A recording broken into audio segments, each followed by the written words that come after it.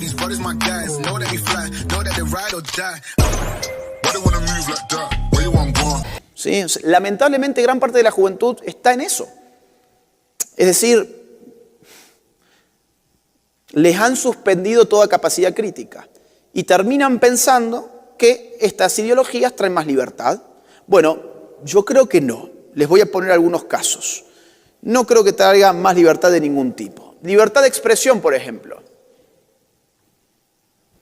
Este autobús salió a las calles en España hace 3 años y tenía una leyenda.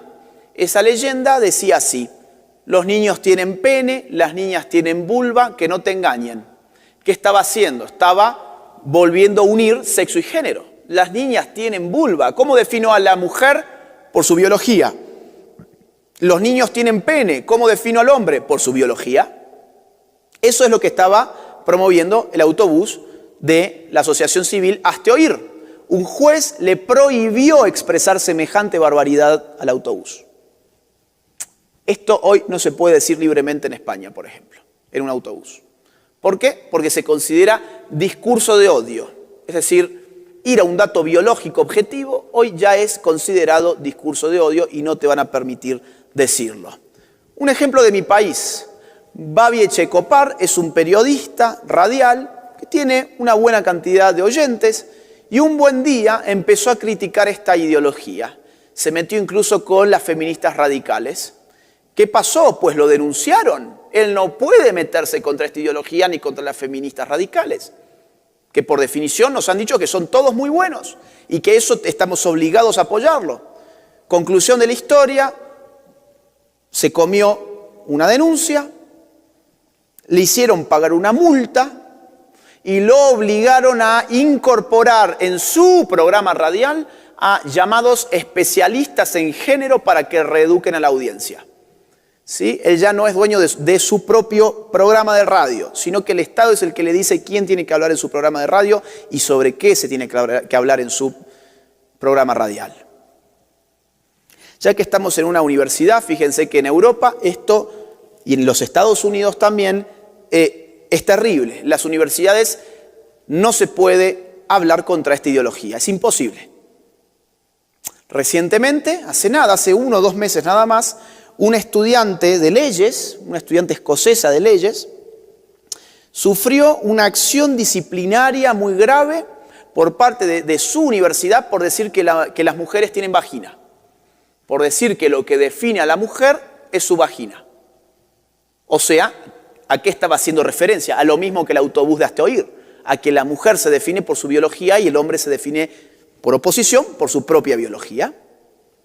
Ahora, esto ya en una universidad no se puede decir, lo cual es gravísimo, porque las universidades, se supone, son espacios para la discusión crítica, no para la censura, para la escucha recíproca, para que la mejor idea, en una competencia de ideas, sea la que termine convenciendo a un auditorio, por ejemplo. Les traigo apenas un puñado de casos, hay un montón de casos. No quiero ser autorreferencial, pero yo tengo también un problema en la Argentina con el Estado por un tuit. Yo escribí en un tuit lo siguiente: el problema no es que Carlos se autoperciba Carla, el problema es que su autopercepción determine mi percepción a través de la ley. Ese tuit fue considerado discurso de odio y tuvo que intervenir la autoridad que monitorea los discursos de odio en Argentina y sancionarme. ¿Sí? Por un tuit. Libertad religiosa. Algunos ejemplos. Poquitos, hay un montón, pero como no tengo mucho tiempo son pocos. Pareja cristiana pagará una multa de $150.000 por no hacer pastel a boda gay. Esto fue en los Estados Unidos, en Oregon, donde una pareja homosexual, va a casarse porque la ley allí se lo permite, pero quieren que el pastelero sea un cristiano. Con tantos pasteleros que hay por allí, pero quieren que el pastelero sea un cristiano. ¿Y el cristiano qué dice? Mire, muy bien, usted está en condiciones legales de poder casarse, pero yo soy cristiano y yo, por asuntos de valores, morales y de fe, prefiero no participar en la boda. No, usted está obligado a participar en mi boda porque nosotros somos del colectivo LGBT y si no lo vamos a denunciar. Y los pasteleros se mantuvieron firmes y los denunciaron y fueron perdiendo todos los juicios en todas las instancias. Les querían hacer pagar $150.000 de multa. Llegó el caso a la Corte Suprema de Justicia y afortunadamente allí salieron victoriosos. En épocas de Donald Trump, que ya han pasado, por cierto. ¿Pero qué tuvieron que hacer los pasteleros durante esos casi 6 años? Pagar muchos abogados, ser víctimas de humillaciones mediáticas, ser víctimas de ataques de colectivos LGBT, que los demonizaban porque ellos no querían participar de una boda LGBT. ¿Dónde quedó la objeción de conciencia? En ninguna parte, se acabó simplemente. En Yucatán esto tiene nada, miren, 1 mes debe tener esto, 2 meses máximo. En Yucatán, México, se aprobó el llamado matrimonio igualitario y ocurrió lo siguiente. Colectivo presenta denuncia, un colectivo LGBT, presenta denuncia en CONAPRED contra arzobispo por decir Dios nos ampare sobre el matrimonio igualitario. ¿Sí? Hoy este arzobispo tiene un problema legal en México, un problema con CONAPRED, que es una institución que monitorea los discursos de odio, por haber dicho Dios nos ampare. ¿Qué es un discurso de odio? Miren, hubo mucha gente que se opuso a esta conferencia. Bueno, no eran muchos, eran gente que escribía por internet nada más. Porque decían que yo tengo un discurso de odio. Oigan, yo no odio a nadie. Yo estoy ejerciendo la crítica respecto de una ideología. No estoy refiriéndome a ninguna persona en particular, ni siquiera a las orientaciones sexuales de las personas, ni siquiera a sus autopercepciones. Estoy mostrando que detrás de esta ideología no solamente hay mentiras, sino que hay mucho poder, hay mucho autoritarismo, hay mucho financiamiento y hay una agenda de control de la población.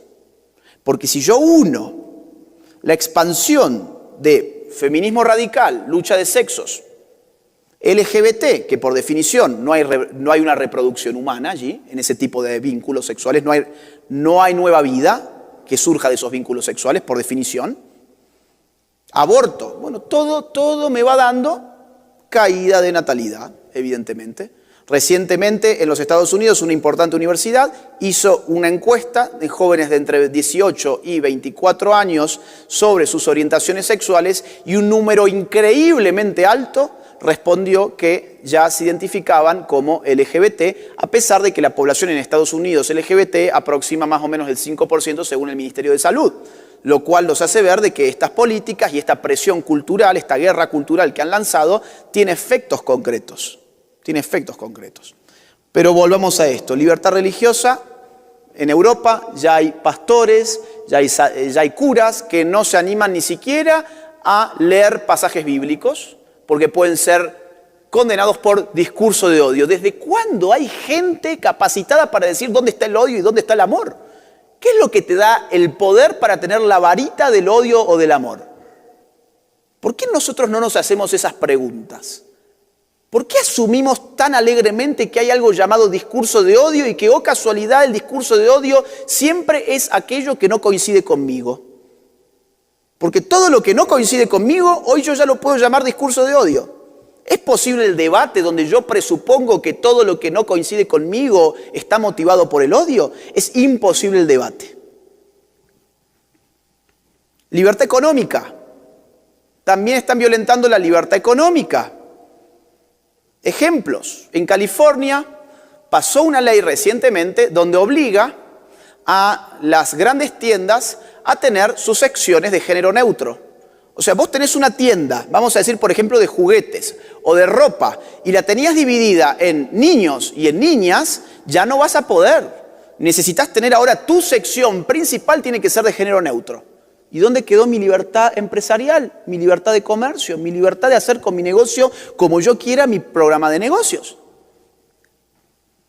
En Argentina esta locura ha llegado a tal punto de que ya tenemos una ley donde hay paridad de género en la confección de empresas.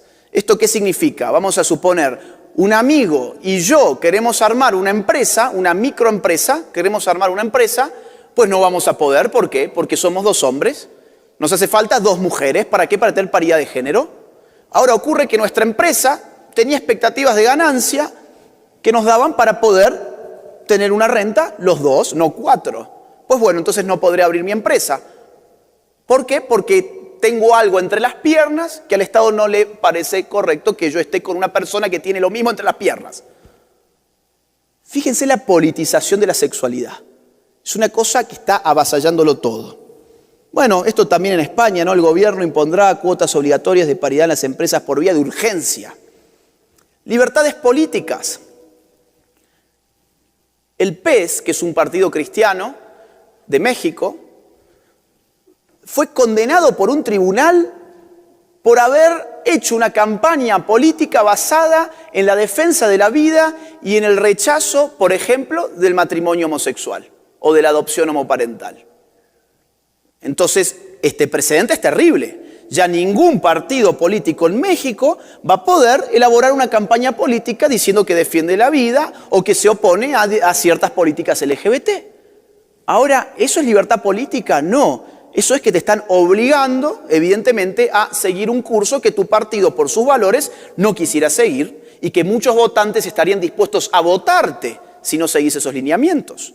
Más aún, diputados mexicanos como Carlos Leal y Elsa Méndez, uno en Nueva León y la otra de Querétaro, recibieron denuncias por no presentar proyectos de ley LGBT. A Elsa Méndez la denunciaron porque no presentó un proyecto LGBT.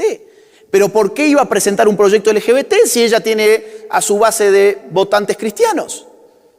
Y ellos no creen en las leyes LGBT. ¿Cuál es el problema? Si estamos compitiendo políticamente, no, es que ya no estamos compitiendo más políticamente. Hemos sido objetos de un avasallamiento de las libertades políticas. Libertades educativas, ya cierro con esto.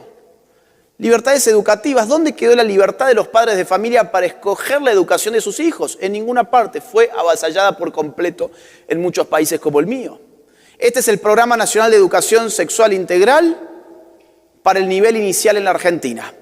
Lean sobre todo la última oración. Dice, apunta a desnaturalizar los modos socioculturales de ser niño y de ser niña. O sea, vos mandás a tu niño de 5 años al jardín, al kindergarten, para que el Estado desnaturalice su forma de ser niño o de ser niña. ¿Y cómo lo hacen? Bueno, de esta forma, ¿no? Muchos jardines de infantes ya se está jugando a subvertir el género, del caso de los niños, disfrazándolos de nenas, maquillándolos, poniéndoles accesorios típicamente femeninos para nuestra cultura, etc. Para que ellos puedan liberarse de las ataduras del género y puedan ellos elegir eventualmente cuál es su pertenencia de género.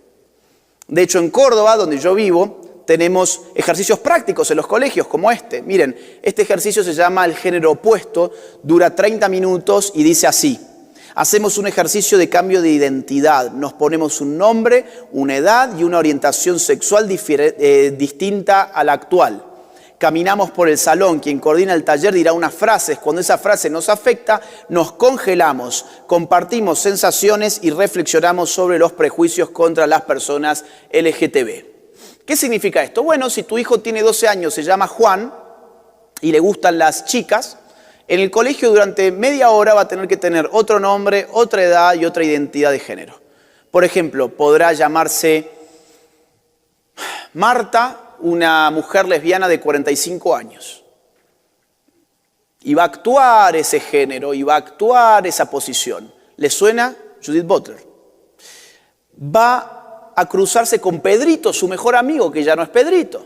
Ahora es Claudia, un travesti de, 35 años. Y van a hablar sobre vidas que no tienen, sobre experiencias que no han pasado, para terminar concluyendo con el director del taller que los heterosexuales oprimen a los homosexuales, a los LGBT. Heterosexuales como sus propios padres y como ellos mismos. Hay muchos padres que no están de acuerdo de que esto sea un ejercicio de educación sexual, sino que parece más un adoctrinamiento de películas, pero no pueden hacer nada al respecto porque esto se ha transversalizado de forma obligatoria en la educación sexual en Argentina. Costa Rica, fíjense que está pasando en un montón de lugares. En Costa Rica les dicen a los niños lo siguiente: habría un nivel mesosocial donde estarían los factores que fomentan la violencia, como la segregación urbana, el microtráfico de drogas y un factor de tipo cultural, la masculinidad. ¿Qué les están enseñando a los niños? Bueno, pues que la violencia en Costa Rica se explica a través del tráfico de drogas, la segregación urbana y algo llamado masculinidad. ¿Qué hay que hacer con la masculinidad entonces? ¿Cuál es la reacción que va a tener mi hijo frente a su masculinidad si yo le estoy diciendo que provoca violencia? ¿Cuál es la reacción que va a tener mi hija frente a la posibilidad de compartir con un compañerito si yo le estoy diciendo que la masculinidad genera violencia? En Perú, directamente en Perú, se preguntan en los manuales de educación sexual lo siguiente: ¿qué podría hacer el profesor para que los y las estudiantes cambien sus estereotipos de género? ¿Y por qué habría de cambiar su estereotipo de género un alumno? ¿Por qué el profesor tendría la función de hacer cambiar el estereotipo de género a un alumno? Porque se están metiendo en la sexualidad de los hijos de las personas. Porque han declarado que lo personal es político y que la sexualidad es producto de una política. De hecho, en Perú también les dan cuentos como estos, ¿sí? Oliver Button es una nena, y les hacen dibujar personajes para cuentos que rompan los llamados moldes de género. Miren, solicitamos a niños y niñas que imaginen un personaje para un cuento que rompa con los esquemas que se suelen atribuir a las mujeres y los varones. O sea, vamos a decir que el personaje obligatoriamente tiene que ser o bien un niño afeminado o una niña masculinizada. Ese es el ejercicio. Aquí también existen estas cosas, Yo, sin embargo, lo que les quiero mostrar es el carácter global que tiene esto, más que hablar de Ecuador. Pero aquí en Ecuador, en Cuenca, por ejemplo, a los niños le entregaban unas cartillas con más de 40 identidades de género para que las estudiaran, por ejemplo, ¿sí? Bien, de hecho, esto es de aquí, de Ecuador, donde se llama a tratar el tema de las diversidades sexuales en el ciclo de la educación básica, y en ese contexto es donde ocurrió esto que les digo de las cartillas con más de 40 identidades de género, donde los niños tenían que estudiar todo eso.